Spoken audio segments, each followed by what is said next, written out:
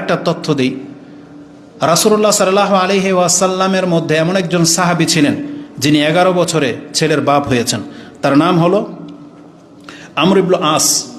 আমর ইবনে আস রাদিয়াল্লাহু তাআলা আনহু, তিনি বিয়ে করেছিলেন যখন তার বয়স 10। যখন তিনি একটা সন্তানের পিতা হন তখন তার বয়স ছিল 11। তার মানে 11 বছরের একটা ছেলে, একটা লোক সন্তানের বাপ হয়ে যাচ্ছে। তার ছেলের নাম আব্দুল্লাহ। তাহলে আব্দুল ইবনে আমর ইবনে আস, তার পিতা থেকে ডিফারেন্স মাত্র 10 বছরের। বাপ আর বয়সের ছেলের ডিফারেন্স কত? 10 বছর। তাহলে দুইজনই সাহাবী। এই আব্দুল্লাহ রাসূলুল্লাহ সাল্লাল্লাহু আলাইহি ওয়াসাল্লাম থেকে অনেক হাদিস ব্যক্ত করেছেন। তাহলে বাবার বয়সে যদি 11 হয়, ছেলের বয়সটা কখন ছিল যখন রাসূলুল্লাহ সাল্লাল্লাহু আলাইহি ওয়াসাল্লামের ইন্তেকাল হয়েছিল?